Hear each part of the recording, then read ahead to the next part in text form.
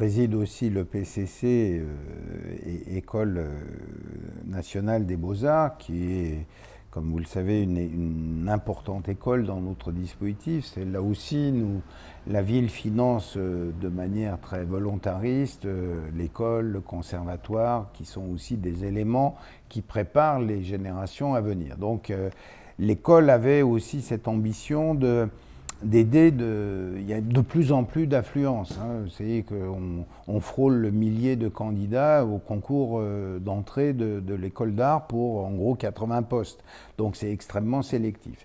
Donc il y avait cette classe préparatoire qui est une classe publique avec un tarif public qui n'a rien à voir avec les prépas privés qui vont dans des tarifs d'inscription qui amène d'ailleurs à se poser la question de la sélection des futurs élèves. Donc c'est dans un souci de maintenir une accessibilité à des prix raisonnables, on va dire, du champ public, que nous avons voulu développer cette nouvelle classe préparatoire. Donc je crois que c'est un engagement des enseignants, bien entendu, de l'école, c'est un engagement du directeur, c'est permettre demain de garder au fond cette diversité du recrutement qui nous paraît plus importante que jamais. On sait comment les élèves des grandes écoles peuvent être sélectionnés, je ne vais pas vous le rappeler. Donc garder cette diversité d'accessibilité, même si tous les reçus ne vont pas venir dans notre école lyonnaise. Je rappelle que c'est une classe préparatoire pour l'ensemble des écoles d'art de l'Hexagone.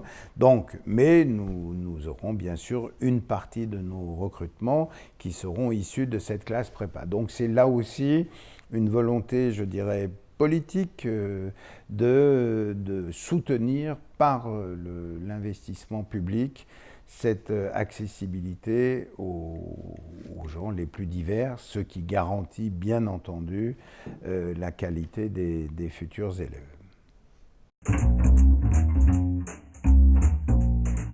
Je crois que cet équipement qui a vocation, je rappelle que pour l'équipe de l'OL et son président Jean-Michel Aulas, la création de ce parc n'est pas dédiée juste aux plus 55 matchs de la Ligue 1, plus les quelques autres. C'est pour l'équipe en place et que cela vive 365 jours par an.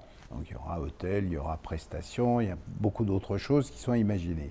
Mais très tôt en amont, je me souviens, j'étais adjoint à la culture de l'autre mandat et il y avait eu l'idée qu'on en ferait aussi un lieu à dimension culturelle.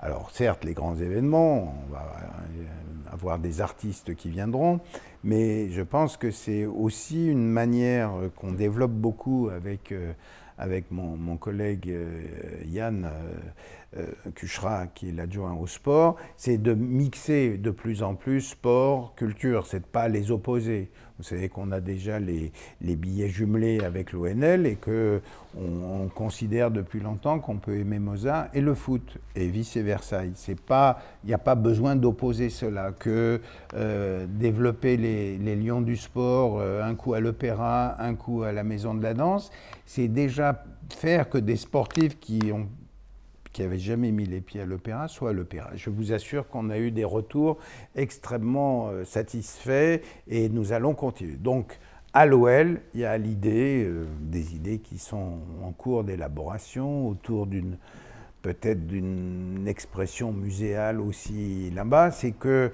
au fond, des publics qui viendraient là-bas, enfin à l'OL Land, puissent aussi croiser les gens et que de là-bas, on puisse se dire, tiens, je vais aller dans un des musées de la ville. Donc voilà, ces programmes, on y travaille, on va les développer.